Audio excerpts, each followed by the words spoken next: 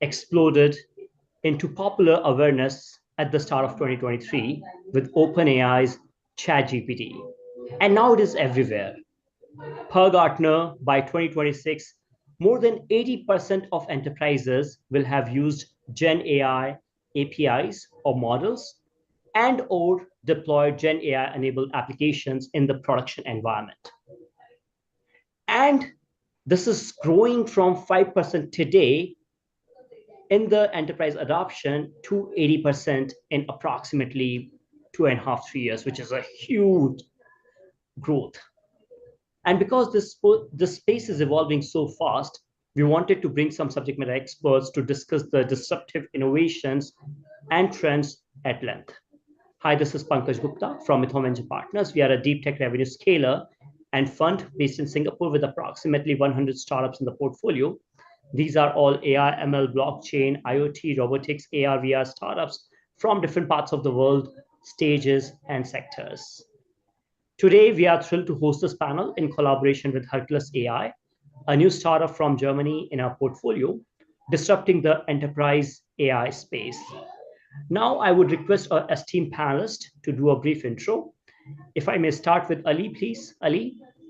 Hi, thank you, Pankaj. My name is Ali, and I am Chief Technology Officer at Avanza Innovations, and at the same time, I am a co-founder and Chief Technology Officer at an organization called RPOL.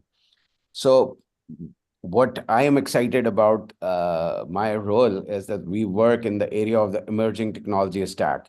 So whether it is generative AI or its potential, so we are exploring that and we are getting our customers used to products around that. And it's always a lot of learning because new challenges, adoption, and everything comes along with that particular area. Secondly, we work in the area of the blockchain as well as the metaverse. And what actually I'm excited about is that metaverse is also a lot augmented by the generation AI or its potential. So that's how quite much excited to contribute in this particular discussion.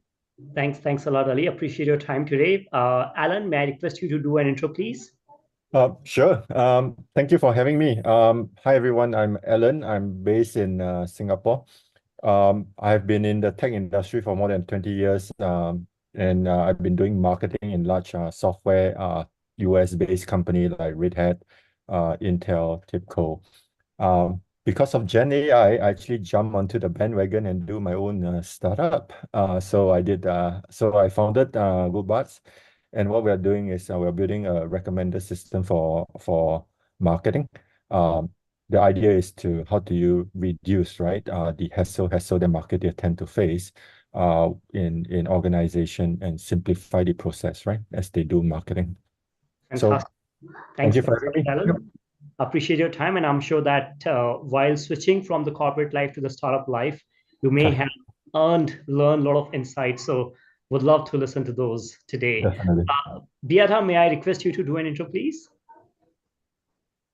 So yes, so thank you very much for inviting me to this session. It's always great to learn from everyone else here on a call, and from Yash, obviously in due course as well. But yeah, I'm a technologist at heart. I've been in tech for over 20 years through different roles. Mainly, I run my own software development company, which then transitioned to new owners 2 years ago, and then I became a chief technology officer for a healthcare organization. And that's really where my passion with healthcare started, and seeing how technology can help, in the end, patients, specifically patients who, are not well off patients in some cases. My personal passion lies with social care as well. So transferring, thinking of Gen AI in that context is something that I really would like to dig deeper in the next few months as well, and how we can use Gen AI in that context as well to help elderly patients. Fantastic. Thanks a lot, Beata. Really appreciate your presence today. May I request Patrick to go ahead, please? Okay, so thanks for invitation. I'm Patrick from Hong Kong. I'm the founder of Below 40, a startup which is focused on the API platform. We are now extending some of our capability to Gen AI as well because some of our enterprise client is exploring the Gen AI use cases, and we are also doing similar to provision AI infrastructure for them. And for me, I have been working in IT industry for almost 20 years. The first 10 years on the top tier enterprise consulting company to help enterprise to transform, and my next 10 years is on my own startup. We have built some AI technology for education tech with hundreds of thousands users in Hong Kong, and also the payment tech company, and the most recent one is APAC platform. So I'm really glad to have chance to share our insights about the Gen AI capability because these years we have more and more inquiry as well, especially from the enterprise usage. Fantastic. Thanks a lot, Patrick. Appreciate your time. Dimitri, may I request you to do an intro, please? Sure. Hello, everybody. Thanks a lot for the invite. I'm a tech entrepreneur with more than 20 years of experience in tech. I built in the last, let's say, 15 years, 4 startups with 2 exits and 2 service company. Now I'm leading a company called TechBiz Global. We are providing recruitment software development services to different organizations, primarily to startups, and plus also evaluating a couple of ideas for the next startup that I will build. In general, I think it's very exciting how the curve is going about AI, right? So AI is not new thing, right? So it's not invented yesterday. But what changed recently, I believe, is mostly that generative AI made AI publicly available in many cases. And this is very exciting because it's shifting a lot of different trends, a lot of different products, a lot of different things, how actually startups especially cooperate with corporates, right? So, and which products we can build for the enterprises. I think it's a very exciting topic, and I think it's much more than trend already. And we are seeing different emerging technologies and different sectors, like financial services. Right. And happy to be here and discuss it. Thank you. Thanks a lot, Dimitri. And I'm already very excited because our panelists bring expertise from healthcare, from edutech, from the payment ecosystems. And also, you have been part of the big corporations, big enterprises in the past, and you have seen, how the enterprise adoption cycle works. So I'm really glad that we have been able to bring such a diverse panel today. Now, may I request Yash to do a brief intro, please? Yash is the founder and the moderator of today's panel. Yash, please. Hey everyone, thank you Pankaj for the introduction. So yeah, my name is Yash and I'm the founder of Hercules AI. I have around 15 years of AI and machine learning background. I led data science teams with Amazon, Adobe, and a couple of other corporates before jumping into this generative AI world. Even before Hercules, I was with DataRobot, which is one of the pioneer companies when it comes to automated machine learning. So where we were building the complete automated pipeline for data scientists. So back then, I was lucky enough to start working on some of the generative AI use cases much before the world started talking about it. It became much popular, as Pankaj mentioned, because of ChatGPT. But even before that, there was like a lot of generative AI use cases which we were working on. And back then, I noticed a lot of generative AI startups were just building a wrapper on top of OpenAI's GPT-3, or they were just using some off-the-shelf models. So I always, in my heart, wanted to build a deep tech startup where we build everything from ground up, right? So that's when I saw a huge market gap and also a market opportunity, and ventured into the startup world. I'll be happy to walk you through some of the details later in the meeting. So I'll keep that suspense for some time. So yeah, happy to be here and looking forward to get some great insights from all of you. Fantastic. Thanks a lot, Yash. And I know that you have prepared some really interesting questions. So why don't we start with one of the questions that you have prepared, and let's start getting insights from the panel. Yeah? Sure. Thank you, Pankaj. One of the questions which I have for the panelists is, are there any enterprises or are there any enterprise use cases where they need to be scared of generative AI, right? Because we see this lot in the social media hey, I mean, like generative AI can be super evil and it can, I mean, conquer the world like Terminator sort of events. But from an enterprise world, we know that, I mean, that might not be true. So, I mean, are there genuinely any enterprises which need to be scared of generative AI in general? And also, I mean, how can they use generative AI in their favor? I mean, if there's nothing to be scared of. So I'll just pick a random order and then we can go in round robin fashion. Patrick, you want to go first? Okay, so I think this question we can answer it very quite different perspective. Okay, so maybe I would say for scared. I mean, if the Gen AI technologies is being popular, those people or enterprise or business that will be scared is, of course, for those need to validate maybe ID proof, address proof, etc. I've already heard about quite a lot of worries about some of my peers because, for example, there's a lot of people they need to verify the identity of people, and not every business is that modern enough to verify your ID card with the chips. They may simply scan your address proof, your photo, whatever, with the recent evolution of the Gen AI, like the images, we can see Solar, and then I think yesterday we also see the OpenAI can also do the edit on the derivative images, etc. So I think for those enterprise rely on human verification process, they will have some concern, and due to that kind of innovations. So there's a lot of things we can talk, but I think I can briefly share about this one first, and then I can let the other panelists to talk about the others, and then I can supplement further. Thank you, Patrick. Alan, you want to go next? Sure. I'm looking at it from a different perspective, though. I don't think organizations should be afraid. I think, in fact, they should embrace. And it's all about efficiency and the speed. The fact of life is the cat is already out of the bag, right? It's just not going to go back. It's either you embrace or you missed out, right? So organization that refuse to accept that fact will always be, in my opinion, slower than the competition. And you will just fizzle out, right? That is my view, right? So I don't think afraid is should be the word. Is whether you embrace it or not. And your second part of your question is the usage of it, right? I think a lot of research analysts has already stated, and I fully agree with this. Is marketing is actually the first push, where it's the easiest to visualize the output and whatnot. Of course, it's beginning to spill over to the technology tech department. Is beginning to spill into the sales department.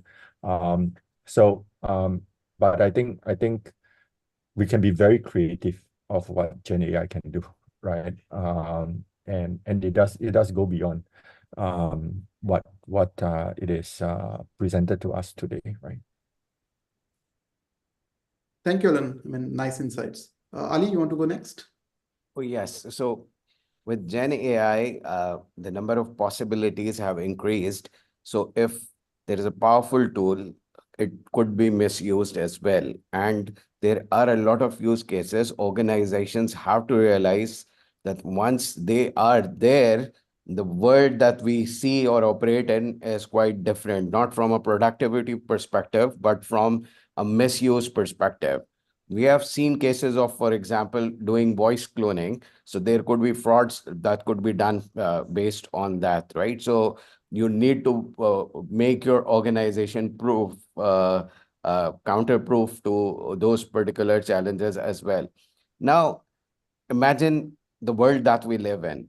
Either a lot of institutions and corporates, they still issue paper-based document as a proof, right? For example, if in your district there is a title deed document, it is paper. A birth certificate, for example, is paper. Even passports, they are paper-based document. Now we have seen the capabilities of generative AI that you give it a lot of data, give it some kind of an instruction, and it is going to create those particular kind of a document. So imagine a case of counterfeit document, because previously it was in the hand of people who would actually be knowing quite much nitty-gritties, and then they could generate those particular things. But now if somebody trains a model and it goes into the hands of, for example, culprits, for them to generate those fake documents could be much easier. Right. So this is one kind of a threat. So the whole KYC approach that organization take, right, that's at risk. So trust is going to be a big problem. Secondly, for the generation of content, videos could be generated across, whereby Pankaj might be speaking for something which he has not spoken for, and maybe on the social media that things is going viral, right?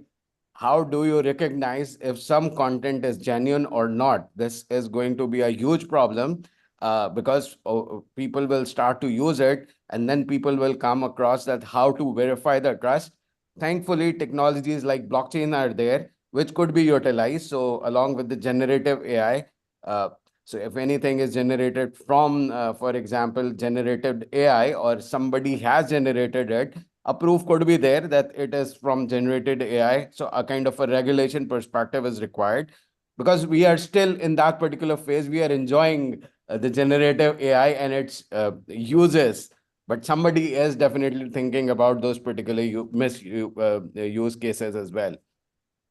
Another important thing, because I am a chief technology officer, I work a lot with code, right? So we are always excited.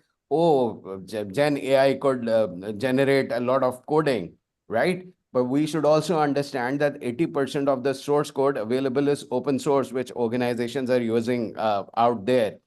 Right now, malware designers, they are very expert in things, right? But imagine a small 10-year kids, he goes across there and say across, generate for me a malware which could generate a very realistic looking email, send it across to somebody, and it generates all that stuff. So misuse of things, finding vulnerabilities on those particular softwares, that could also become much easier, right? So we would be living in a different world, whereby we need to protect against all these emerging cyber security threats that might be coming as part of the generative AI. Now, one another thing that I would like to say is that when we talk about generative AI, one another aspect that we need to take care of is about the hallucinations as well. So it would be great that, okay, our organization is putting whole its customer service on a Gen AI based bot, but there is a 0.0001% chance that that bot screws up. It tells something which it just hallucinates, because nobody can guarantee, right? Because there is no solution to the hallucination. You would be able to train the data or do the things, but it could hallucinate, right? That would be a big risk. So that is something that we need to take care of. Other than that, for use cases perspective, organization also need to think across what is the foundation model that they took across. Maybe it's a poisoned model. It has some information based on which it was trained, because you would not know about the trained information, because the scores are only stored on those particular files for the final model. So yet it would evolve when it would become for the enterprises asset. And that's what, like, based on our experience in delivering the Gen AI solutions as well, things look interesting, but the end and edge cases are there, which needs to be catered to. Yeah, so sorry, I gave a long response, but yeah, that's my take on it. Yeah, no worries. I mean, some great sort of like insights there. Beata, you want to go next? Yeah, so I agree with Ali. There's sort of a lot to think about, so I won't go through risks anymore. For me, obviously it's very exciting, but I'm going to put another angle on it as well. So it's incredibly exciting for the enterprise. For me, it's a question how available it will be for small businesses. Just to give you the example, I've been looking to purchase a couple of solutions recently, and I checked out the prices. And, you know, from a corporation perspective, enterprise, we call it, it's all been great. But for a relatively small business, or even a business of, 50 million plus, the pricing out there it just was too high. So my question here is short. Will it generate disparity between, you know, the sort of large enterprises and smaller type businesses, and sort of will Gen AI will accelerate the innovation for those who can afford it? That's my only worry in a schema of things, because I think risks we can monitor. We will learn how to monitor risk. We will develop Gen AI to monitor risks. But, you know, how do we then make sure that those that need that innovation through the Gen AI are able to afford it, is my question. I mean, a very valid sort of like point, Beata. I mean, yeah, I mean, there's equitability, I mean, which is very important, where the technology should disperse good across, I mean, like all the sort of like channels, irrespective of the affordability part of a particular enterprise, right? So valid point. Dimitri, you want to go next? Yeah, sure. I see on the topic of Gen AI now is probably more like Alan, right? Like opportunity than something negative. I think in 2017, Andreessen Horowitz, they released some paper that said that there are different cycles of innovation, right? So in general. And first, one of the big cycles was internet, right? So obviously a lot of things changed, we needed to adapt. The next cycle was mobile internet, right? So which give a boost of completely other views, completely other products and communication. And I believe that the next cycle, which is natural cycle, is everything related to AI and specifically generative AI. So I see it as another innovation cycle. And here I'm more with Beata that we need to adapt to it, right? So we need to really find a way how to work with this. Not sure will be this the right direction to use generative AI to monitor generative AI. We can discuss it. But overall, I think it's just natural cycle. If you're talking about organizations to be cautious, this part of the question, I think obviously, as who mentioned, I think Ali mentioned, everything related to impersonation is a huge problem, right? So, I mean, because it's about voice, about video, about documents, about many things. But is it really companies should be worried about this? It's like with any innovation cycle, new products emerging that are solving the problems of such. I myself built cybersecurity startup in the past, and I think that it just we will see now more and more in this cyberspace exactly the products who are addressing those problems, right? And yes, it will be different from the conventional products that we have right now. Regarding the, I think positive side of things, I think let's start with nowadays, right? So in TechBiz Global, we are using generative AI every day. Every employee every day already using generative AI, whether it's marketing, whether it's coding, whether it's different PR activities and so on. So it is inevitable, right? So it is already there, and more and more enterprises will enter to this topic. I think there are many opportunities for the big enterprises to leverage like things, for example, like different repetitive tasks, right?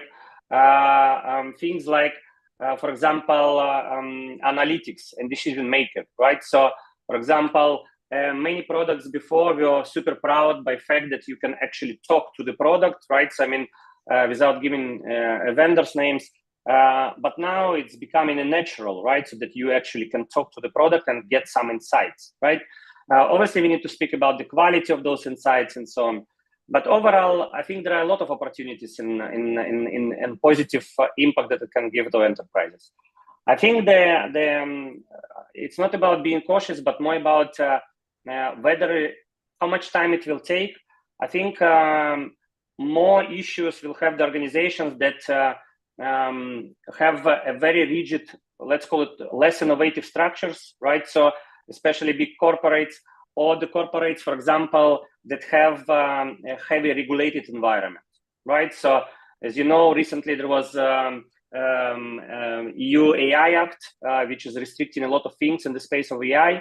And I think that yes, the enterprises which are in financial services, in healthcare, in some legal environments or military environments, they will have slightly different pace of the adoption of those products. I believe that's it to relate to your question. Back to you. Thank you, Dimitri. I mean, like some really nice insights. I mean, I agree. I mean, with all the panelists, right? I mean, there's definitely some sort of like cons which we should mitigate, right? Hallucination, security, compliance. I mean, there are like a lot of like fake stuffs as well. I mean, as Ali was mentioning, right? I mean, voice cloning, everything. So all this will definitely have repercussions, and we need to build guardrails for that for sure as enterprises. And also there are like a lot of like positives, right? Where we should adopt generative AI and like embrace it. So this is, I mean, very similar to any past innovations which we have seen, right? I mean, even when electricity and like a lot of these innovative things, I mean, even during the Industrial Revolution, right? A lot of people were concerned while the machines came up that, hey, their jobs will be gone and we will be like left with like nothing. I mean, if we had put a stop to innovation there, I mean, we wouldn't have been sitting in Zoom calls now and like discussing, right? So it's all about building the right guardrails and embracing it in a positive way, which is impactful for the society and like impactful for the humanity, right? So I agree with all of your viewpoints. So let me take up the next question. What are some of the generative AI innovations you all are doing in your specific businesses, right? I mean, if you can share one example, that would be great. And also, in the interest of time, we'll just keep it short for a minute or two so that everyone gets an opportunity to like go through it. Now I'll go in a reverse order. Dimitri, when you want to go first. Yeah, sure. To quickly mention maybe one example from our company and one which is publicly available. Recently, I think it was somewhere in February, everybody, I'm pretty sure, know the company called Klarna, right? Klarna released a public article about the fact that their AI-powered assistant handles 2.3 million conversations, and this saves around 700 full-time agent jobs, right? So it's back to the comment, right? So I mean, whether it's 100% perfect, right? So, and sometimes there is some conversation which is going not exactly probably like it's supposed to be in customer support. But this is one of the facts where the AI-powered assistants already used, and they are producing pretty impressive results, right? And this is working in production, right? So speaking to CTOs in this room, and it's really impressive, right? So because it's a true application of innovation in the large scale, right? So I mean, and this is one example from the Klarna. Regarding startups and companies where I'm involved, right? I mean, there are many things that are already done. For example, document processing, right? So in different insurance industry, especially in Germany, right? So a lot of things are still done on paper, right? So and applying OCR technologies, right? So and recognition of the text, for example, is one of the areas where some of the companies already doing it pretty well, right? So, I mean, so and also, as I said, in TechVis Global, we are using Gen AI every day, right? So and every department has different applications, but the facts are like this, that it's becoming a mainstream of day-to-day work, right? So, I mean, so this would be my answer. Thank you, Dimitri. Beata, you want to go next? Yeah, so I can say what we've done. I can give just two quick examples. One at the enterprise level, which is in my role as a CTO, we have implemented AI for image grading. So say you go for a scan, you've got, you sort of, the scan looks for a cancer on your chest. And then we've implemented the AI scripts to try to locate this and replace the work from the radiographers who are in short of supply. So it's going to be a very long process, and this AI will sort of never initially replace it, because the risk to the patient is quite substantial. You can't, even if the risk is very small, the AI will only be helping to make that decision. It won't be replacing people at that stage. But that is really one good example.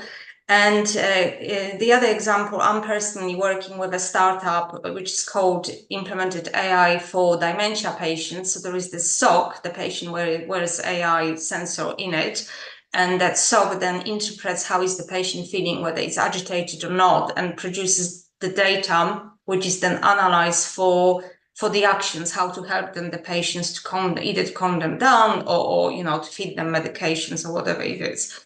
So yeah, so just two different examples, one from a startup and one from the corporation where, we've seen the benefits of Gen AI. Thank you, Beata. Some very interesting use cases there. Alan, you want to go next? Sure. Mine is pretty simple. Sales and marketing.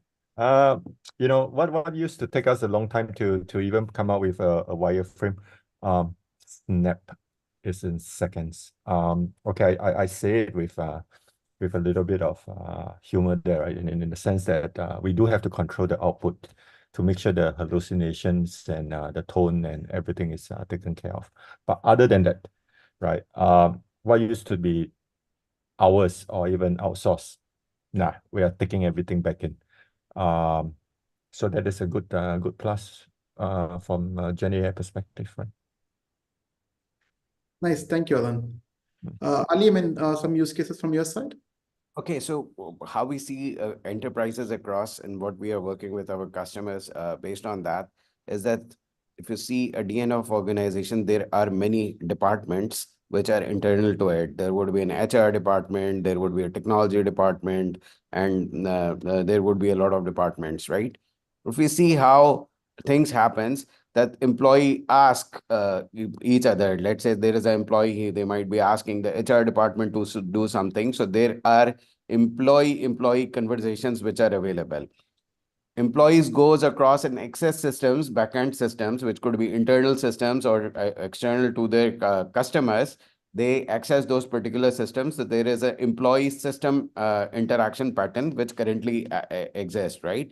And similarly, the customers, they might be also asking the employee of an organization for a customer service, let's say. So those kind of interaction patterns are there. So what we say across is that for every department, there is a Oracle, which is an AI bot that could be created based on the complete knowledge base of that particular organization, the past interaction history, the best ways the employees have worked on that, which are connected with their systems, right? So a library of bots could be created across for an enterprise, whereby all these things could be done across. So this is one area which we are working in with the organization. Secondly, the past area of the OCR tools, they require a form of templates, right? So what we are trying to work across is to have some kind of a template agnostic kind of a OCR that could use the generative AI capabilities to find out all the fields from the document. So document filling is easy. You put your passport and the relevant documents and everything is pop up in those particular required fields. Right now, those particular things happen, but yeah, there is based on templates and other things. So that's one area that we are working on. Third thing is, as I specified, we are working in the domain of the metaverse as well, and generative AI from a perspective of prompting and creating 3D images. That's something which is nascent and which work is happening across. So there is a big library of data set available. There are certain open source models available as well. So we are experimenting in that particular area so that the metaverse as well, you want to create a world, just speak across and the necessary world could be created across as well. So yeah, that's my take on the things and that we are working on. Thank you, Ali, for the use cases. Patrick, you want to go next? Okay, so talking about use cases, I think I can talk about internal one and something we are working with some enterprise. For internal, I would say nowadays the Gen AI is quite accessible. So basically, our team and our entire company is using Gen AI for everything to guide us to do something that to see whether we are overlook anything from sales and marketing, finance, social media, wherever. So this is quite generic. But some cases I want to share is that based on our nature, we are a API technology company. So day to day, we help enterprise to break the silo. So a lot of enterprise has a lot of old system. Maybe they're still using a Windows 2000 server, whatever. They don't have a proper interface to exchange data. So they need to have people to copy the paper, to read the etc. So what we are using Gen AI that really helpful is that we speed up to do some mock up of the interfaces. You don't really do a formal API, maybe take 1 or 2 months. Just use it to extract the data easier so that they can enable certain level of automations. This kind of thing is what we are helping to do. And another thing is that for some enterprise, maybe with 10 or 20 years, they may have some system lost the document. They have no single people know what's going on. What we are using Gen AI to generate the test cases, user story, requirement backwards to help to refactor the system. So this is something that we are also using. We develop our own tool to help that. And then this kind of cases, I believe that for enterprise IT, it to help on something. And I want to echo back to the first question, talking about which kind of enterprise will be scared of Gen AI. I think for internal in-house enterprise, it should be happy. But for enterprise, they rely on labor-intensive service. Without some value added, they will be worried. For example, some consulting company or services they cannot deliver some huge domain specific value, they will be scared, I would say, because people like us, maybe with just a bit of people, with a proper use of Gen AI, it can actually reduce the barrier here. So I want to share about this enterprise use cases, maybe quite specific to enterprise IT, but this is this is what we're doing. Thank you, Patrick. Some nice insights there. So next, I want to just double click on some of the challenges which you have faced, right? Because we all know that all the enterprise adoption might not be as seamless. So we would have learned some things and you would have seen some of the challenges for enterprises like adopting Gen AI, and how did you solve these challenges, right? For your use cases. I'll mix it up a bit. Maybe Beata, you can go first now. Yeah, I think it's such a great question, specifically in healthcare, and I think Dimitri has alerted yourself to this as well. So when there is a new innovation in healthcare, we have to go through what's called compliance process, not just within the company, but with the NHS and possibly other bodies as well. And that can take, not just months, but years. And I could see it in my organization, where the innovation was stifled through it. It's difficult because, it takes time and you go around the circles often. But also with quite a few startups, medical startups who create a medical, AI-driven product, and they not really even understand how to commercialize it in view of what they need to go through, what are the next steps, and there is a lot of uncertainty. I don't think even the other side knows what questions to ask. So yeah, there is a lot of discussion on that subject now, a lot of help around, but there is nothing yet that is very constructive that it says, okay, you have to do this and this and this. But I guess my point is, the challenge is, how do you then get that innovation, which is so helpful to everyone in a medical setting, to work for us as quickly as possible? That is the main challenge. Thank you, Beata, for some good insights. Dimitri, you want to go next? Yeah, sure. Maybe just to add up on what Beata said, I think it's very interesting industry in healthcare and very special, right? So in terms of different regulations, I know myself one startup that what they're doing, they actually applying AI on scanning X-rays and suggesting and recommending a diagnosis, right? So to a doctor before actually this goes right to the patient. So and the challenge is there, right? So one of the challenges is actually can we rely on this 100%, right? So and the answer is clearly no, right? So because there is not a lot of things, there are a lot of things that still need to be done to make sure that it's compliant, right? So and regulated. So and that's why the innovation is there, but the process of using it, right, so is a bit delayed in a way, because they cannot use the full power of this product, and they need to involve still human being and different other steps actually to make the full to take the full advantage of this product. So I mean, yes, healthcare is very special in my opinion, and I agree that there are still not clear, there are no clear rules, right? So I mean, in many cases, governments and authorities now working on this, also in IT industry and also in other industries, how to regulate it. So maybe to add one more point from completely other perspective, if you're talking about the question is about challenges, then the other challenge I believe is the skill set. So this is the let's call it something relatively new, right? So, and many enterprises currently simply doesn't have a skill set to deal with such topic, right? So by skill set, I mean, let's start with hard skills, right? So the engineers, the solution architects, and people who can really design the solutions around it inside the enterprise. And also the second thing is mindset, right? So let's call it also a skill where you actually are ready to adapt and embrace innovation inside the enterprise in certain direction where you have experience with.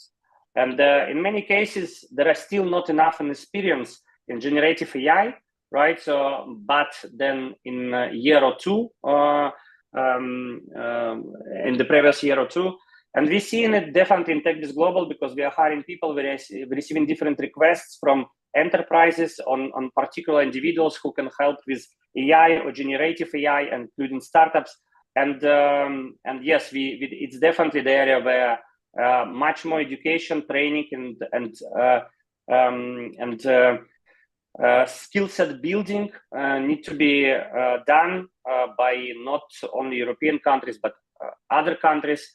I'm speaking about Europe because I'm located in Germany and Berlin. But overall, I think this is one of the pretty challenging areas that many countries and enterprises will need to solve, which is skill set.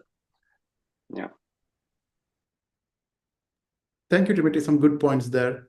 Ali, you want to go next regarding some of the problems which you have faced and also how did you solve them? Okay, so four areas that we actually go across everywhere one of them is privacy, right? And we work extensively in the area of the government sector and the financial sector. So the question remains that how would our privacy of data be ensured because of the fact if the model stays outside of our organization?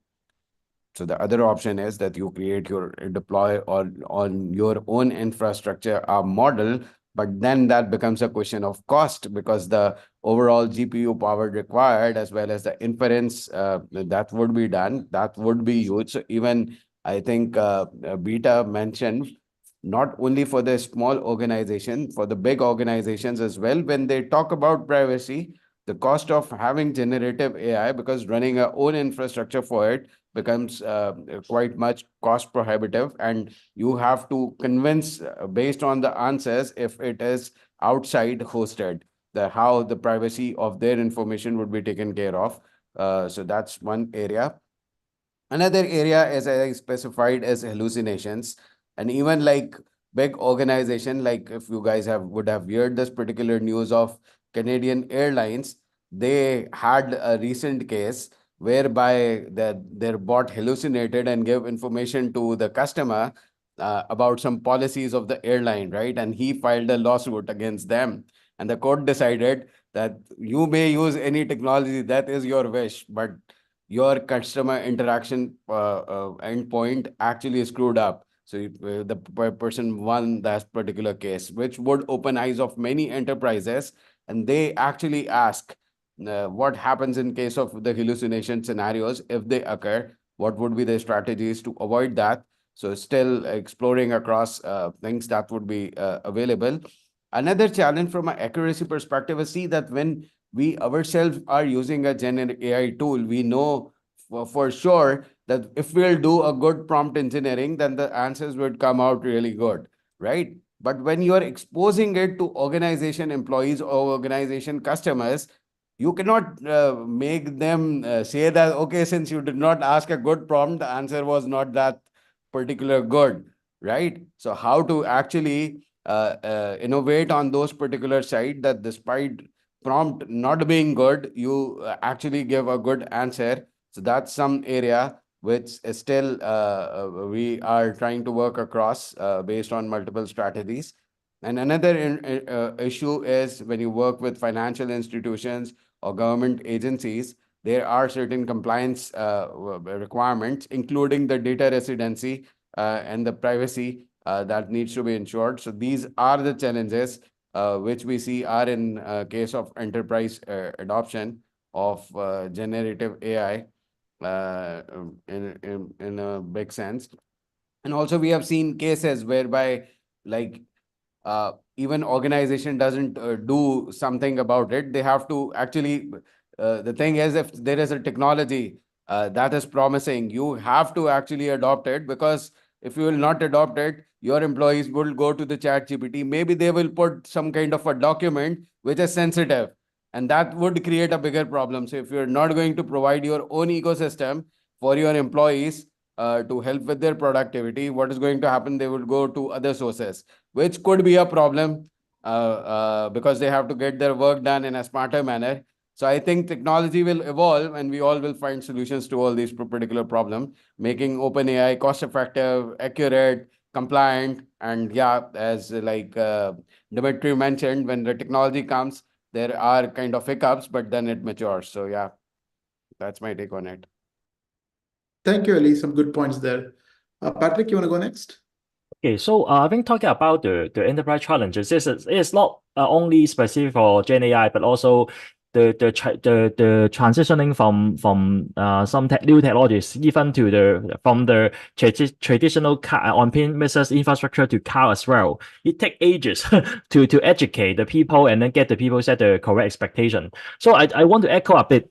Just like, for example, the skill set problem, I think it is all, actually beyond the skill set, but also the awareness as well. Because as you can see in the general public, there is still a lot of false imagination about what Gen AI can do. So how can we set the expectation within the employee from an enterprise? This is really harsh. In the past, we have worked with a lot of maybe banks, insurance to help with the innovation team. Even though you do a lot of training, whatever, because enterprise were trained as a SOP process. They have been doing the same thing for 5 years.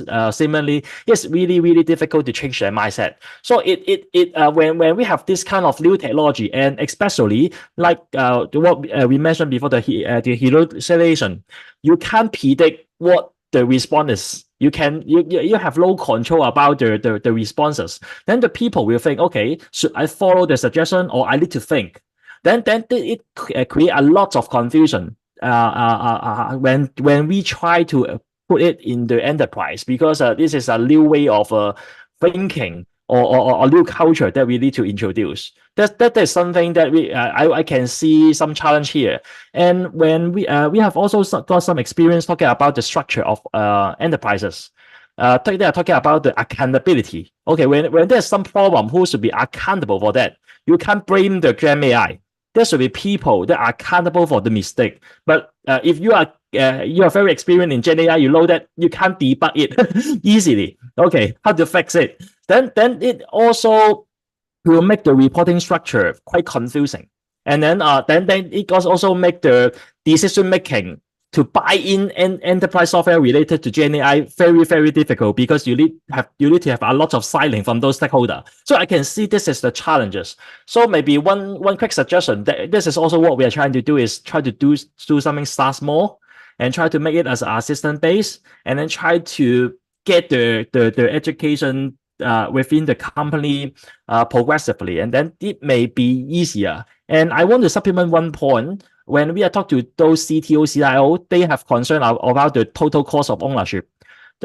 Just like Ali mentioned, okay, should we host it? Should we cost the third-party API? If we cost the third-party API, should we increase the bandwidth? what happened if the bandwidth is having issue and then I cannot call that? Oh, okay, there's a lot of things that they need to reconsider. Talking about the entire infrastructure, then it will be another hesitation that we can heard from those enterprises. So yeah, that is some quick challenges we encountered when we talk to those C-level. Thank you, Patrick. Some very valid concerns and like challenges you have mentioned. Alan, you want to go next? Sure, but I think everybody has said almost everything that we are all fully aware of, right? I just want to extend a little bit of what Patrick is saying, and actually, I think from my perspective, culture is one of the resistance that I do see quite a fair bit, right? I do see comments like, I've been doing this for 20 years, right? Why does the system suddenly take over, right?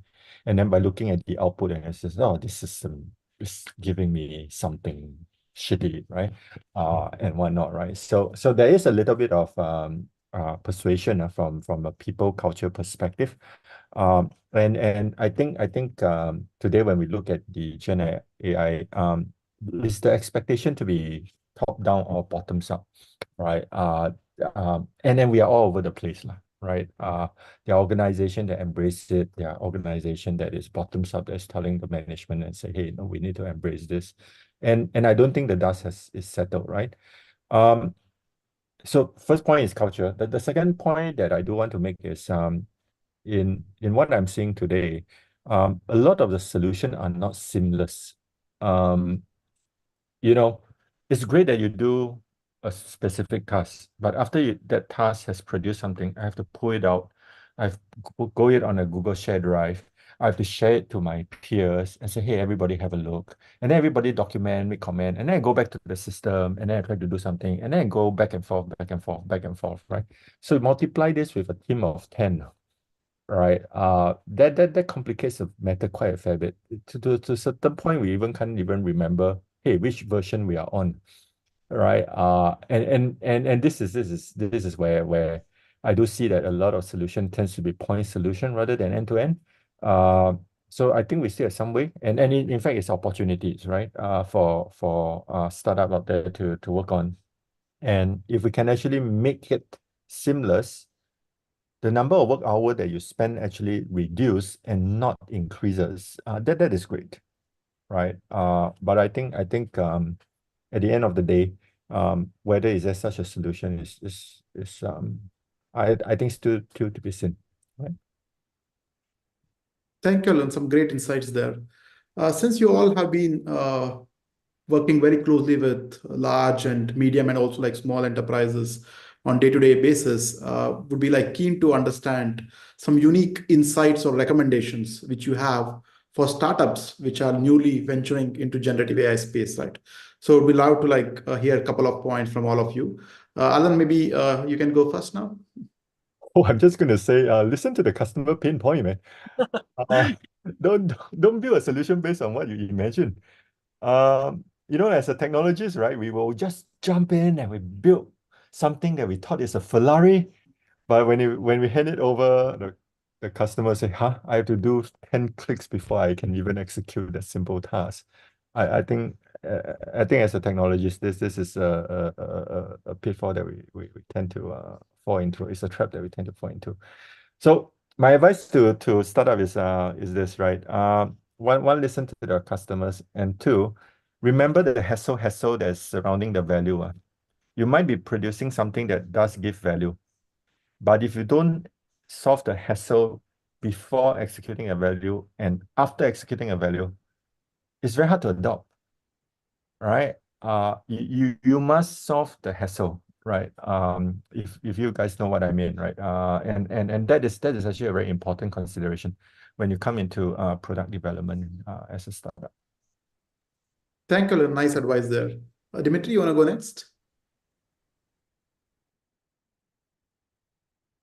Yeah, sure. So I think listen to the customer. It's always present there. Doesn't matter which innovation we are building. So I agree with you. But I think maybe two things to consider, right? So for the startups, I think first thing is when you have a product, right? So it's only halfway, right? So besides finding market fit, listening to the customers, and building the product, another challenge is to deploy this product into the organization, right? And I think that with this cycle of innovation and the emergence of the generative AI products, right? So which startups needs to consider from the first place how this product actually will be deployed into the enterprise. And it is a concern from different angles, right? So besides the cost, right? So running such infrastructures, mindset that was already mentioned, is actual technology, right? So which actually can do such things on the enterprise level and still be compliant, right? I was working a lot with financial institutions, especially, right? So, and sometimes, if, for example, you are targeting banks, right? So in certain country, as an enterprise customer, then you always need to consider that, for example, European regulation is only a small portion of compliance that you are going to implement to actually deploy such product inside financial environment. And generative AI, I think, in my opinion, adds another layer of complexity, right? So besides the usual compliance in terms of data like HIPAA and healthcare, right? So OPI data inside the financial industry and so on. So I think startups need to consider how exactly their solution will be adopted and deployed inside the enterprise.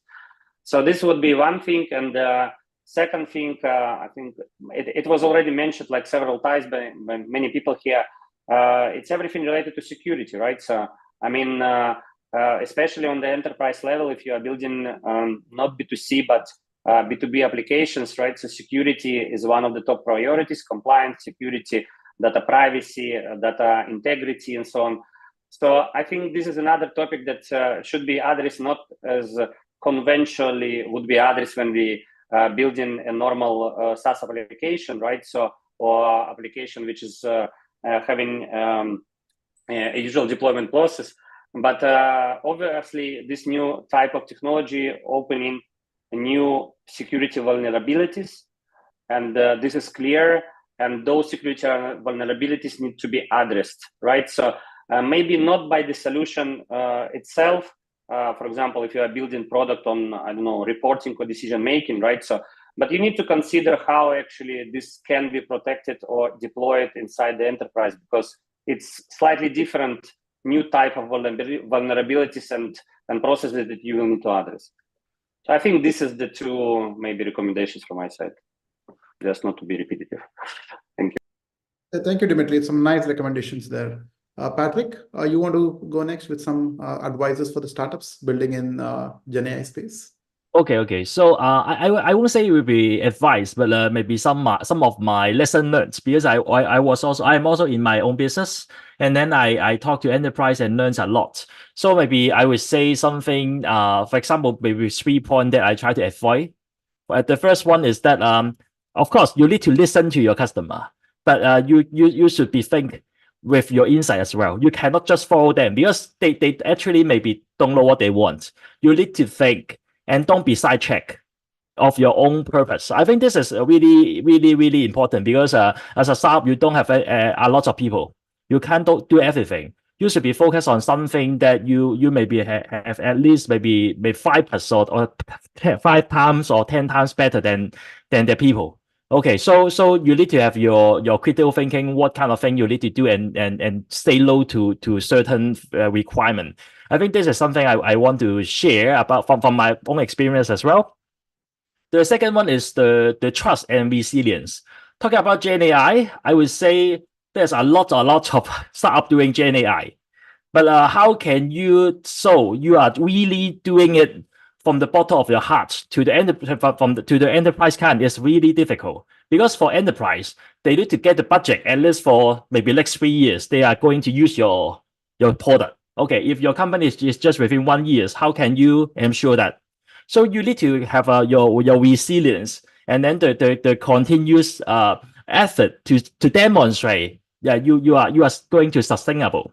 This is really difficult, I would say. From my experience, I think not until my previous business reached the the 3rd-year anniversary. I'm still struggle with that. But that one, I would say if you are targeting on any one of you targeting enterprise SaaS, you need to prepare to put a lot of effort about the trust.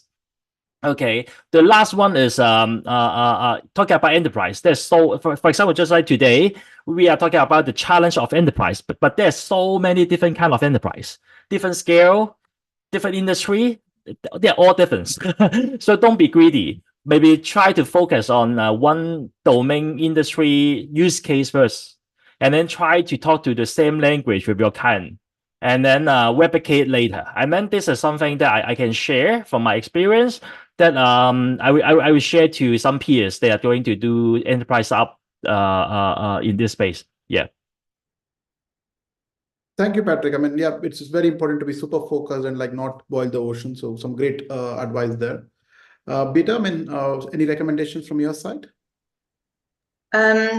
A lot of very useful points were made here, so I'm not really sure that I can add anything. I would just say that first implementation is probably really crucial, just trying to find your ally and note all of the issues, questions, and the next, promote them later around your material. What was the process? How did you do it? What have you completed all of the security reviews and everything else that it needs to be done? But I would also stress the point that investing in this enterprise sale is a massive undertaking for sure, in a positive way. But yeah. So thank you, Beta. Yeah, but I echo points made here. No, totally agree. And yeah, get your customers to speak for you. That's so important. The first customer. Makes sense. Thanks a lot, Beta. I mean, some great sort of like insights. I totally agree. I mean, most of the panelists, I mean, have made a lot of like valid points. I think Ali, I mean, I think I have left you, so you have to go next, I guess. So one important thing is that, see, the whole world is experimenting with Gen AI, and there are newer startup coming on. So from a perspective of startup, one important question is the barrier to entry. Organizations or startups also have to think about it, because a lot of organizations, they had just created wrappers on top of OpenAI, right? So the others are also doing the same. So how would you succeed in that particular area? Because there would be certain cost involved from a perspective of OpenAI that you would pay across. Everybody will do the same. So what would be your point of differentiation? So even if you'll invest a lot of time or do the things like that, you might get a little bit irrelevant. And these bigger organizations, like for example, Microsoft, they might be giving a bot related solution with their Copilot and everything and with their reach. This is the kind of use case that you are thinking about is very, very much important. Just using the generative AI and training some knowledge base and getting something out of it. That's one area where a number of organizations might get irrelevant. So that's one important thing to be taken care of. And now the greatest asset, that if you tell them that no, it's not an open cloud where things are happening across, it's my own model based on which it is being deployed. So it takes care of all your compliance, it takes care of all your privacy concerns.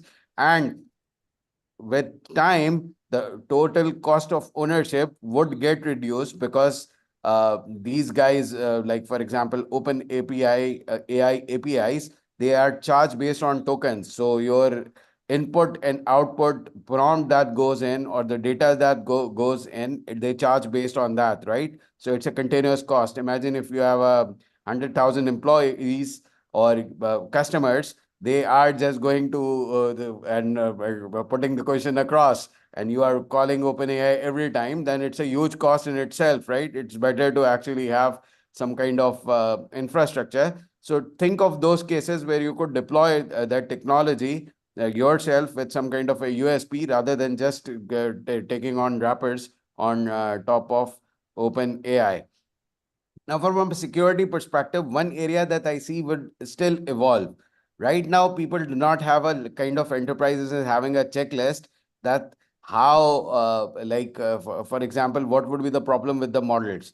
But we all know from a perspective of source code, even if you put source code, which are open source libraries, there are scanners that identifies the vulnerability within them, and then you need to update it, otherwise your code cannot go into the production.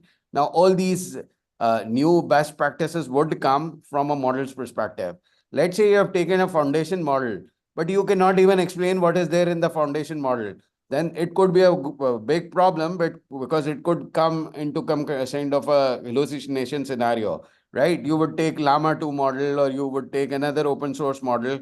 How do you prove it would be resilient to all those particular things and pass those particular security matrices? So I think there are still unknowns.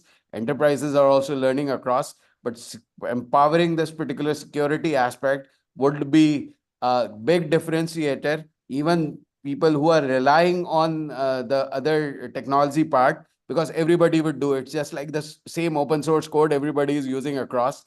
Then your expertise to take a specific discipline and train it, that would add to your USP. And the third thing is, whoever empowers that their model are more accurate, not hallucinating, as well as they understand this discipline of getting the security checklist ticked off, right? That have more chances to penetrate and succeed in the organization. So the startup should have this particular mindset at the first place in this competitive environment in the generative AI space, because everybody is trying something. Thank you, Ali. Thank you, everyone. Some great insights there for founders who are building startups in generative AI space. I totally agree. When we have panelists all across different domains, and some of the insights were across different sort of experiences which you guys had. So really, really interesting and really helpful for people building in this space. So I'll hand over to Pankaj in the interest of time. So Pankaj, please take it forward from here. Thanks a lot, Yash. I really love the feedback on the last question. We got guidance on creating technological barrier. We got guidance on the security, on listening to the customer, on doing the proper voice of customer. I think these are extremely important recommendations for the startups. And most of the times, as our panelists mentioned, founders are extremely obsessed about their product, about their technology, and they don't even think about customer pain points so much from their perspective. So again, I know this was a fantastic conversation, and we could have kept going on with this for hours and hours. But we will have to move on to the next segment of the event, which is roast session. I particularly absolutely love this segment because in this segment, we as startup founders are able to get brutal, honest feedback from the industry experts, from the subject matter experts. As you know, most of the time, startup founders don't get that brutal, honest feedback. They get a sugar-coated BS from the potential customers or VCs or partners. So why don't we take advantage of this opportunity, Yash, and present Hercules AI and get the feedback from the panelists. And believe me, Yash won't cry even if you rip him apart. So, so be as open as possible. Yash, please. Thank you, Pankaj. Pankaj, can you please give me sharing permissions? I'm not able to screen. And just to add to Pankaj, what Pankaj said, right? We're really looking forward for some critical and harsh feedback because at the end of the day, as you all mentioned, right? There are a lot of pros and cons in the generative AI space, and the more we learn as a startup, the better we get. So definitely really appreciate some critical feedback there. So please, if you all can see my screen. Yep. Perfect. So, well, in the interest of time, I'll be really quick here. So we are Hercules AI. So we are an all-in-one SaaS platform which enables enterprises to custom build AI employees or AI assistants, right? So we are not trying to replace humans. We are trying to build assistants where humans can delegate some of their hard work to these assistants, right? Alan mentioned one point. Hey, we have to go to Google Suite. We have to copy stuff from some other place and then put it out there. And there's a lot of time which is getting wasted there. So that's what we are trying to do. We connect our AI employees to various applications, tools, and databases. And then we can offload certain tasks to that so that it can go ahead and complete those tasks under the supervision of human employees, right? So that's the overall vision. So of course, I mean, when we want to like build something like that, I mean, if you think from first principle perspective, there are like multiple areas which we need to focus on as an enterprise, right? So for example, we need to like have a proprietary sort of like intelligence, right, which can understand the enterprise ecosystem. Otherwise, I mean, we will be, as many of you mentioned, just building a wrapper on top of like OpenAI. So that's one of the reason, I mean, like we have established a very solid technological stack, or as I would call as a moat, right? So for the proprietary intelligence, we have crawled a huge amount of like data from YouTube videos, API documentations to understand the enterprise world, right? So that's where we are also like collaborating with European Union HPC, which is a high performance computing cluster, where they provide GPU grants for startups which are building some innovative stuff. Where we are building this foundational multimodal model, which will understand how the enterprise work, right? I mean, how your Salesforce works, how your ServiceNow work, how your Slack works, right? So this is a proprietary model. But on top of it, we also like understand that not all enterprises are unique. I mean, you are building an enterprise because you have some unique insights or like some unique sort of like differentiator, and then using those insights, you're going and like capturing some exciting customers in the real world, right? So obviously we have to fine tune it. So within the platform as well, we have a capability where you can auto fine tune the models which we are providing. And not only our models, we are composable. So you can also take Llama 2, Mistral, or OpenAI, or any of such models as well. And once you have a custom intelligence or a domain specific intelligence, you need a seamless user experience, right? Where you have a possibility to connect various applications, tools, and databases in a couple of clicks. So that's why we have a seamless user experience as well, where you can just drag and drop and build these connections within minutes. And finally, some of the valid points which you guys also like mentioned during the panel session. How can we like make it completely like secure, reduce hallucination, be compliant with GDPR, HIPAA, and like a lot of other sort of like regulations, right? So all of this is like built in within the platform. And also we have some proprietary algorithms which we are using to mitigate hallucination. We cannot completely reduce it. We cannot completely remove it, but we are reducing it. So this is overall a 40,000 foot overview. I mean, instead of like going through all the slide deck, I'll show you a quick demo. I think it adds more value rather than talking over the slide deck. So let me take an example of Cisco. Cisco is not about customer. This is just a demo which we have created. We have some customers. We will show you the customer demo maybe at the end of the presentation quickly, like for a couple of minutes. So Cisco, like any large organization, have hundreds of different applications, tools, and databases, and they have like many employees doing like a lot of redundant, mundane, and like hard work, right? So this is where a lot of companies like UiPath and Automation Anywhere have built RPA systems as well. So we want to like build a cognitive process automation, right? Because these traditional RPA systems are very rule-based and they cannot do a lot of heavy lifting. So that's what differentiates us from anyone in the market. So once I log in to the platform, there are a few things which are very important, but the no-code layer is what I mean is critical here. So here we have our AI employee, which is a vanilla AI employee. You can connect this to a domain-specific intelligence. This intelligence comes from fine-tuning our proprietary model, as I was mentioning earlier, right? But also, as I said, you can connect Llama to ChatGPT or any other sort of like models as well. If you're connecting ChatGPT or something like that, obviously there's like security risks. So that's why I mean we have also built a obfuscation layer. So wherein the request it gets obfuscated. For example, let's say if you're using your name, Yash, Tom, Harry, whatever it is, we make it as like person 1, person 2, person 3, and then send it to OpenAI. And then when we get it back, we convert it, right? So that we are compliant with GDPR, and we handle the PII in a very sort of like seamless manner. So once you connect the domain specific intelligence, right? So let's say we are building a customer support bot, right? So customer support bot would need customer support domain intelligence. And in this case, we are connecting OpenAI. But as I mentioned, I mean, we can connect our own sort of like proprietary models, which are much more efficient. And if it's fine-tuned on your domain data set, it's much more accurate as well. And being a customer support assistant, you would need access to like certain applications. So these applications can be like Salesforce, ServiceNow, Slack, Gmail, right? So these are the tools which are used in a customer support world. Similarly, if you're building something for marketing, it can be Marketo, Adobe Omniture, Google Analytics. So depending on the role, or like depending on the assistant which you are creating, you can seamlessly just drag and drop the applications, tools, and databases which are supported within the platform and connect it to a domain-specific intelligence. And that's how you create a bot. So in the interest of time, I've already deployed some of the bots, so I'll just show you. But before that, I also want to show you, like how the platform looks from a marketplace perspective as well. So we don't want our customers to like configure all of this. So we pre-configure some of the generic use cases which we encounter, and then we publish it in the marketplace. So all customer has to do is just choose a particular assistant and then deploy it. And it can be deployed within the platform itself. We have Dockerized everything, and we also have Kubernetes-based containers. So let me, yeah.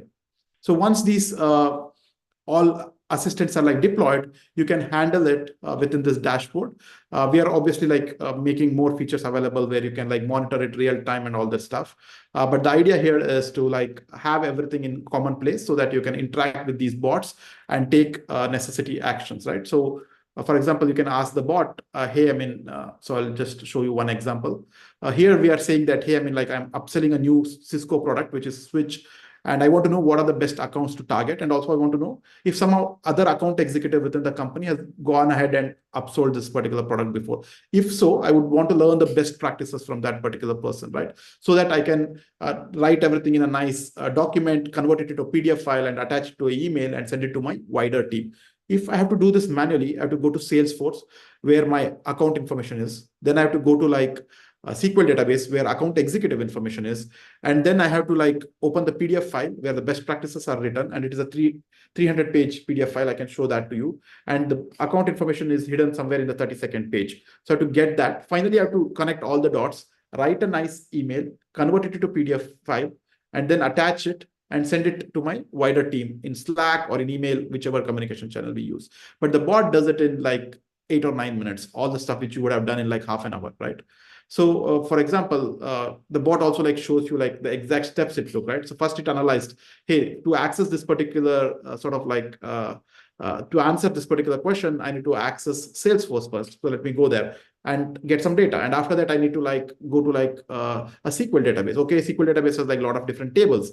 Which table should I access? So I'll list all the tables, right? So once I list all the table, okay, there is a sales data table. This table might contain the information I need. So I should check the schema of this table.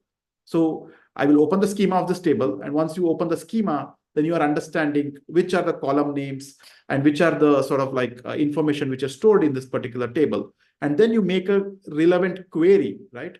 And also we validate the query using another LLM as well, so that we are sure that the query which is getting executed is reliable. So once you have the query is correct. So now I will retrieve the best accounts to target for upselling the product Switch based on the natural language task which I have given, right? And finally, it gets all the stuff, it converts it to a PDF file and then sends it to my email. So I'll get all the information in my email. And I can show this to you live as well. So I'll just copy this. I'll go to the bot. I'll just ask it. I've opened it in debug mode. So you can see how the bot does it in real time, right? So it will take 7 or 8 minutes. So let's not spend time here. We can come back, and by that time, I would have received my email. So this is overall end-to-end sort of like platform, right? So this is the infrastructure layer which we have built. And of course, we don't want to like just make it completely open and say you can create custom AI employees for any use case, right? Because we want to be focused. So we want to focus on like certain areas and like certain segments. And then we want to like capture the whole market. So that's the sort of like vision which we have. And all of these assistants come boxed, right? It's not like we are saying, hey, you can connect any database or any tool and complete any task, right? We are saying, hey, like if you're building a customer support assistant, these are the tasks which it can do now with limited hallucination. If you are pushing the limits, maybe you have to be ready to take care of face a problem of like hallucinations, right? So it comes with a very prescribed solution. This is a box, and this is a box in which it operates. And this is like the task which it can like complete, right? And we package that and then sell it as sort of like, hey, this is your sales assistant, this is your marketing assistant, this is your customer support assistant, and it can do these tasks. So the bot is like working. It is trying to like go to all these and like so queries. while the board is working, probably we may take some questions and yep. Yeah, but before that, I just want to like show you a couple of other things. So we are also not targeting only to be API driven or only like text driven. So we also like have the capability to because our foundational model is multimodal, so it can also like understand the enterprise ecosystem, right? For example, if I take the Salesforce dashboard and I ask the bot, hey, I want to like know the exact place where the search bar is, it can clearly like identify this is a search bar, right? So this also enables us to like do end-to-end workflow automation as well, because this is what UiPath and Automation Anywhere does by rule-based engine, where they take the DOM element of the HTML and then they identify the search box. But we are saying, hey, like if you give it in a natural language, our bot will understand, oh, this is the search bar. This is where I have to like search for John, and I will get the contact details of like John. I can take that contact detail and then I can put it in a PDF file, or I can fill some form, right? It's an end-to-end like workflow automation as well, which is possible from this bot. And we have done a couple of use cases as well. This is one customer where we have built a AI concierge, where the AI can handle a lot of like farming related questions. This is one of the African startups. Before, a lot of this conversation used to happen via marketplace. So now we have a universal bot or a universal sort of like assistant, which can answer any of the farmer's question. For example, let's say a farmer has a question, what is farming, right? And it can just tell based on the communication channel how many words it has to like respond. If I say WhatsApp, it is much more sort of like, let's say, descriptive, right? And also it can answer how the marketplace itself works. So how does Raven marketplace work, right? So it's not only giving generic answers, it also like gives FAQs or like some of the information which is very specific to the marketplace which we are building, right? And also you can just say what you want to buy, right? So here I can say, I want to buy rice. And these are like some small farmers which are there in Africa. Yeah. So I mean, we have to like respond in a very sort of like simple words which they can understand, and in different languages as well. I mean, I don't know a lot of African languages, so I cannot ask the question in that languages. But here now, I mean, like it will go and like fetch the details from the database, and then it will say, hey, I mean, like these are the farmers which are there, and these are the farmers which are like selling rice, right? So I can also like say, hey, I want to buy rice in Jigawa because this is the city where I live. I don't want to go far and like contact that particular person. So now it will make the query accordingly, and then it will fetch the information very quickly, right? Because there's like hundreds of thousands of records, and you have to be very sort of like accurate in terms of like what information you are fetching, right? And all of this is happening in a real time, right? So these are the two people who are like selling rice in Jigawa, and this is the information which you get. And everything happened like in a very seamless, quick manner. And this is a single bot, right? I mean, you just use your WhatsApp, your SMS, and you are doing the marketplace stuff. You're asking general query, which gives you ChatGPT like answer on farming. And also like if you have any FAQs, everything on a website, you're getting that information as well. So it's a very simple user experience with like natural language process with NLP, right? So this is what a customer has implemented on top of our platform. So the possibilities are immense, I mean, for a platform like this.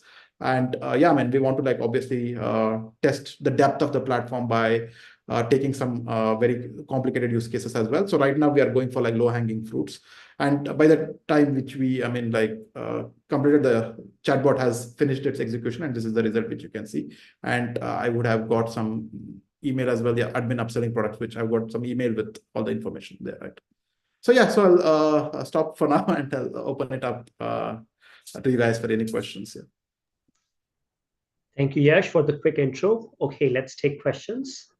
You can unmute yourself or probably raise your hand. I see Ali has unmuted. Ali, please go ahead. Okay, so thank you for this particular demo, and it has a good promise. This kind of a thing could actually disrupt the way organization or employees' productivity could be increased across. Now, my question is that you showed us the output, but what is the effectiveness of, let's say, connecting with the databases, because those data structures could be quite much varied. How do you access those particular databases? Or the application plugins that you specified. So how you actually are doing those particular thing in the background, because right now you wrote the queries in which those particular users are not doing kind of an errors. They are just writing the right sentence, which is giving the right response, right? So would like to understand a little bit things and that particular area, so that we could actually give you a more better feedback. So Yeah. you showed us basically the output, but the inner functionality and the error cases, that's where maturity of that particular product would be known across, right? Sure, sure. I mean, without dwelling into like a lot of proprietary information, I can give you a very sort of like higher level answer. So of course, I mean, it's not about one query, right? I mean, it's more about like how we construct the natural language query which we get and map it to a SQL sort of like query and then fetch the information, right? If it's a SQL database, if it's a Salesforce or like some other sort of like database or like some other application, then how will we map the construct of a particular like natural language query to a particular application, right? So this we do with a proprietary process where we have a look at the documentation and the APIs and then use that like how we do from a human perspective, right? I mean, if I have to write a query, I would like go and look into the documentation. I will go and like have a look at the APIs and then we will make the query, right? So we are going with the same principle. There was a very viral video about like AI engineer called as like Devin, right? I mean, where they used to like open the browser, they used to go to the APIs, read the APIs, understand that APIs, and give that as a context back to the LLM. So we are going with the same sort of like principle as well. Okay. But we have made proprietary changes inside Okay, and what about the, let's say it is connecting with the system, there would be some proprietary knowledge base of that particular organization. So you do have a training module which you run first, and then you use this other interface that you specified across. So you would train it based on the data structures, you would train it based on the different systems, you would be training them on different APIs, and that's how you are saying across which you have not shown, but there is some like training module which is there in the background. Yeah. So when I showed you the no-code platform, right? So that no-code platform, when you connect it, so we also have some sort of like training effort in the background where it will understand the APIs and like your enterprise sort of like documentation and everything. And that will be You like did not specify anywhere to input information there. There were two things. You connected the applications, you connected, you said you could connect any model, like for example, you connected ChatGPT, and that was it, right? I was Yep. not, I'm not sure, maybe I've not seen it, but you're It's in the not backend provided where any you input to those particular models. So this is the module which, for example, we are targeting business users where they just have to give the credentials for these applications and databases.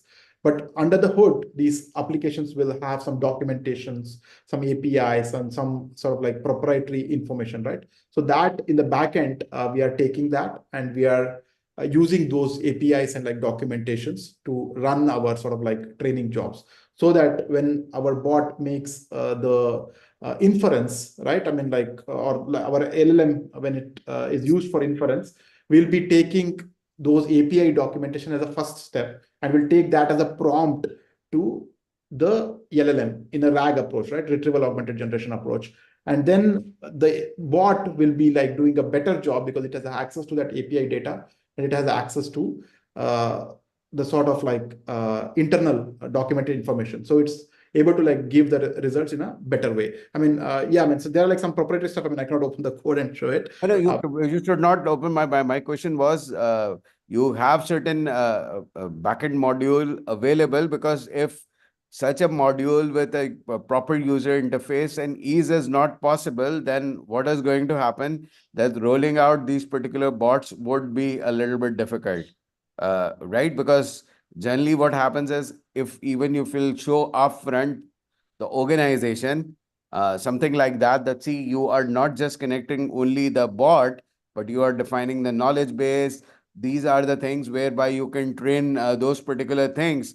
Then it would be much more effective for the organization. If you do it in the background and to tell them, okay, just connect the model and there is a model type, it is going to work. And we will go come and configure anything that may raise eyebrows that if things would work or things would not work out, right? So that was one of my point. And the other point that I asked, would like to ask about that, you said you use RAG-based approach, right? So now, if all the data that you provide in that particular RAG-based approach, then these are certain tokens, embeddings which are generated across, right? And embeddings are matched across. So how do you ensure that the relevant embeddings do match, right? So that's one question. And Oh, secondly, what we have seen across is if you have an open AI, these particular matching the embeddings is a little bit more efficient than if you take, let's say, a llama model, which is like a foundation model, and put your own RAG approach on top of it. Then you oh. might not get the relevant embeddings, and there is a re-ranking and a process that needs to be done, right? So again, just want to go into the depth that till what level you have actually made your product robust. Apologies for chiming in, but I see that there are a couple of other hands raised from Sorry. Trigger and Dimitri. So probably what we could do is we could have a separate deep dive between you, Ali and Yash, to tackle those questions. But let's take Okay, different sure. questions as well. Apologies, Patrick, or yeah, Dimitri, please go ahead. Yeah, sure. Thank you. Thanks a lot for presentation. I have two maybe small or not small questions. So let's depends on the answer. First, it was not fully clear. Let's imagine you are working with the enterprise. You are coming to a bank, right? And saying, well, I am offering you AI assistant in whatever sales, right? So you showcase sales. Is any data or metadata is going outside of this particular financial institution with your product? This was not fully clear to me because you mentioned that you are running on Kubernetes, but is it internal deployment? Are you using cloud? Like, I mean, how this data locations, which are very important, obviously, also for regulation and also for enterprises, are working? Yep. So, I mean, very good point. I mean, we are right now not going after like regulated industries. So that's why, I mean, my demo didn't encompass that details. But we are offering all types of deployment, right? I mean, private cloud, public cloud, hybrid, and like on-premise. And with the case of finance or like pharmaceutical or like healthcare, where regulation is very important, we recommend to use two options, right? So one is, let's say, open source model like Llama 2 or Mistral, and then fine tuning it and deploying it on their own infrastructure, or using our own proprietary model and then fine tuning it and deploying it on their infrastructure so that the data does not leave their platform at all, because the model is hosted on the platform, on the infrastructure of whatever the client is using, and the agent or like the digital worker will access that particular model for all of its sort of like intelligence. And then it will also be connected to all the databases which are within their system, right? So that's why, I mean, like... Yeah, this part is clear. Do you think that enterprises are ready for such deployment? Yeah. So, I mean, to be honest, the enterprises are not ready. I mean, so we are going simple use cases by simple use cases, right? And also, like, we're not targeting for like regulated industry, because if we open up and say, hey, I mean, like, you can build any custom AI employee, it's going to be like a difficult challenge to like sell it that way, right? So that's why we are saying, hey, we're building sales assistant, executive assistant, marketing, and like a couple of other sort of like pre-packaged autonomous assistants.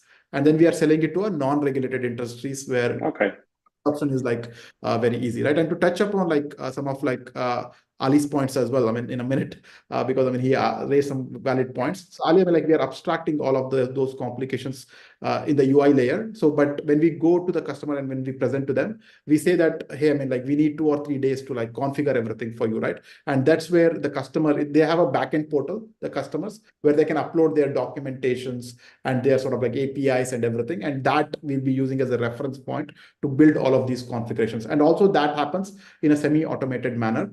But in the demo, this is for the front-end users, right? The business users within the company, because they don't want to know all of these details. Your technical person or your development person within your, let's say, CIO or within your sort of like enterprise who has this technical knowledge of APIs and everything, they would like to know, I mean, like what these APIs are, how we are doing it and all this stuff. But a business user, they don't care about it. They just want a no-code layer where they can just drag and drop the databases and then quickly build an assistant for their use case, right? So that's why we have segregated those both things. But happy to like expand in detail over a call or like, I mean, yeah.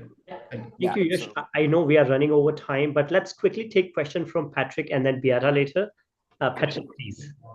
Okay, I think we have drilled down some technical question, but I want to ask some basic thing. Maybe can you share about the target persona of the enterprise that you are trying to sell? For example, are you expecting they have some IT team? Is it a very robust IT team, etc.? For example, who is going to create the agent? Because it seems like for me that local editor is if this is a business user, they don't even understand what is the API key, etc. So I'm a bit confused. So can you share about your target enterprises? Okay, what is the nature of the enterprise you want to sell, and then who is going to create those agents? Do you have any specific workflow you want to coach your enterprise to use? For example, will you provide some training how they are going to use your agent or just free form using? Can you share a bit on that one? Because I try to erase my technical head, so I just try to see, okay, as a business user, what I want to understand from that demo, but I'm a bit confused. So can you share a bit on that one? Sure. We are focused only on business users, and that is our like sort of like ICP, right?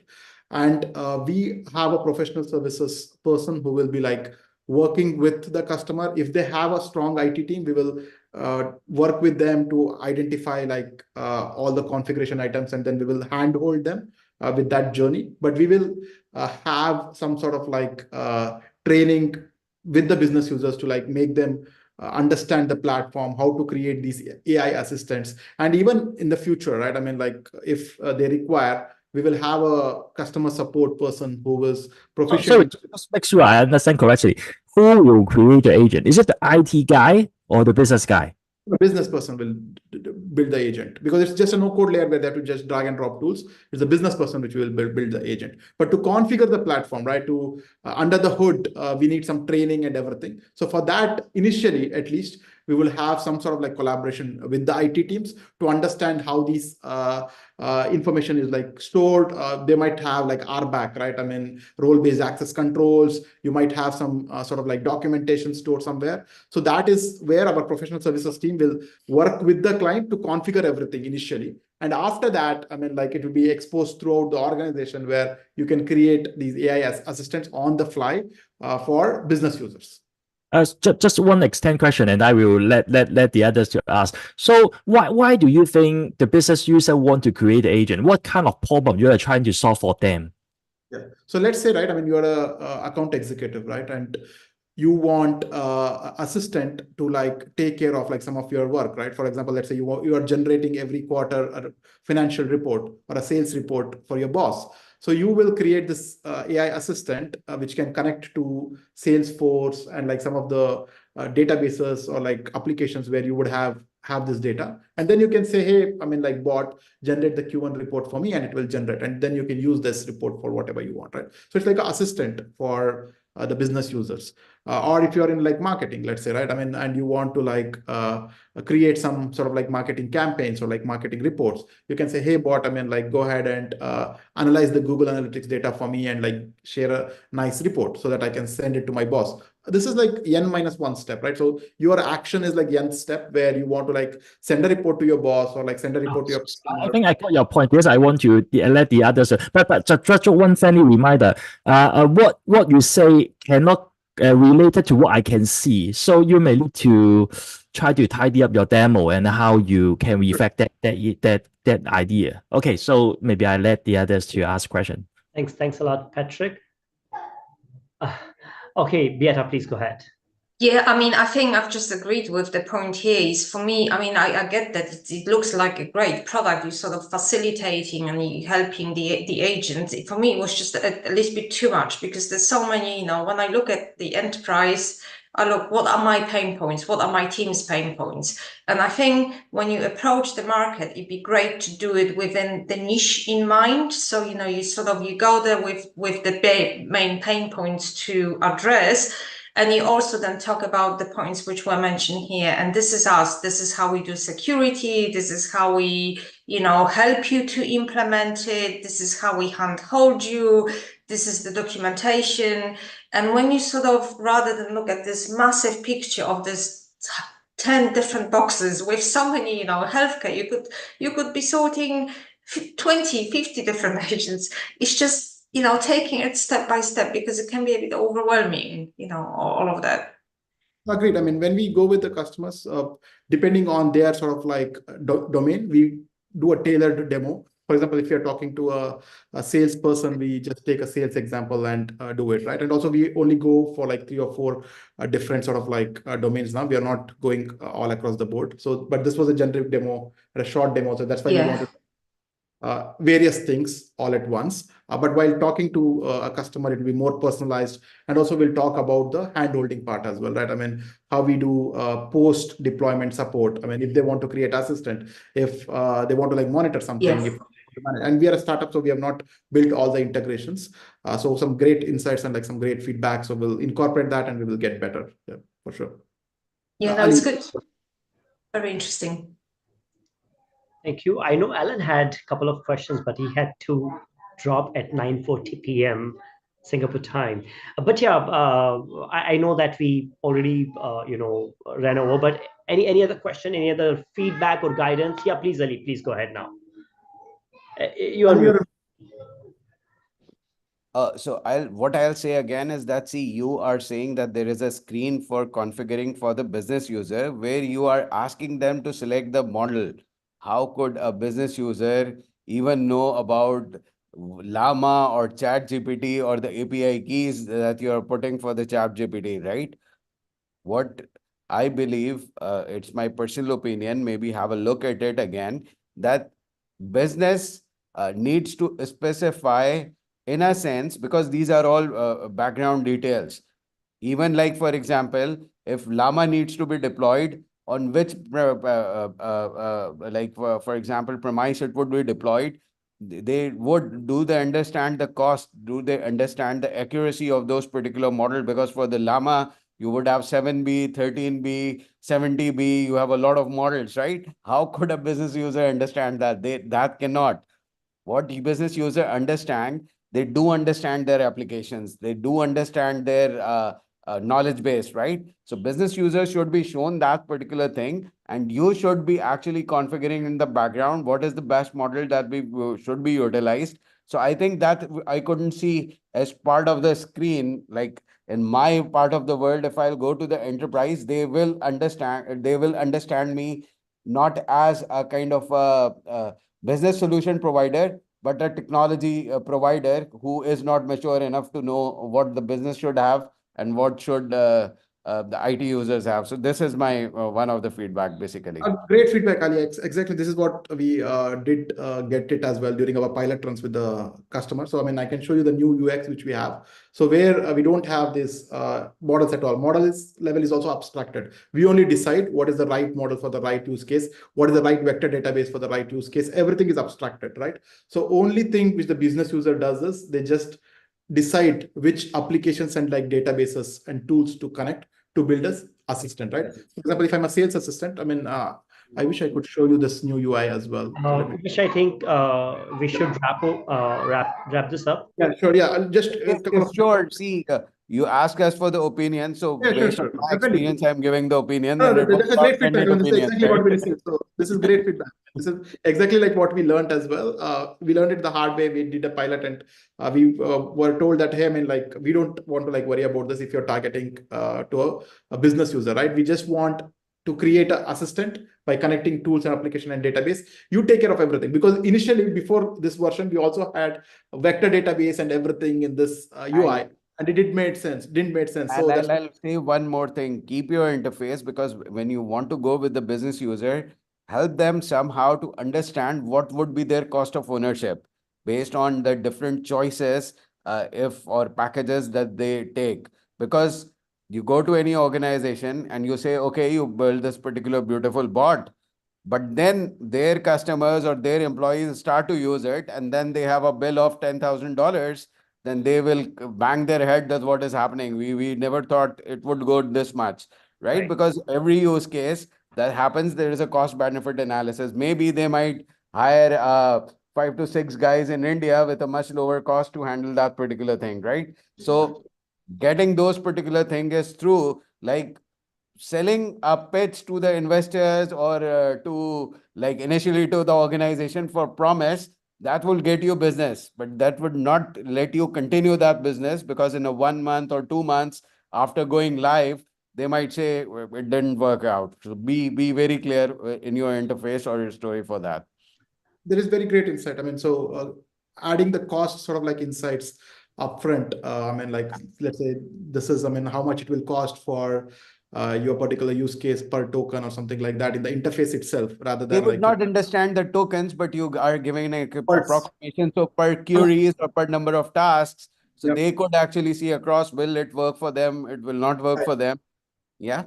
Yep. Now it's under the hood, but yeah, you are totally right. I mean, we have to like bring that up front and make sure that, I mean, it's handled at abstraction level. But yeah, I mean, thank you very much for like all the great insights. I would love to like collaborate. I mean, since you guys have clients as well in this space, we are building the infrastructure layer where we are building all these models and everything. But you guys have like deeper expertise in terms of like building user experience and talking to the clients. So I feel we have synergy with all the companies. Sure. So out we there, right? should stay connected, not an issue. Stay connected, and like we should build great use cases for clients. No, definitely. Yeah, I wouldn't mind learning more. Yeah, sure. I mean, we'll have set up some one-on-one calls, and then we can go in more details as well. Yeah. Fantastic. And if we can partner with each other and support each other's initiatives or projects, or probably help each other becoming probably launching a better product or growing revenues, why not, right? But again, appreciate everybody's time today. I think this was extremely insightful session, and I could see the passion when Ali, Beata, Dimitri, Patrick, Alan were asking questions and providing feedback, guidance to Yash. Again, very, very helpful. And let's reconnect in the next couple of weeks and months to discover how we can collaborate even more. Yeah. Thank you, everybody. Appreciate your time. Take care. Thank you. Thanks, guys. Thank you. Thank you very much. Stay safe.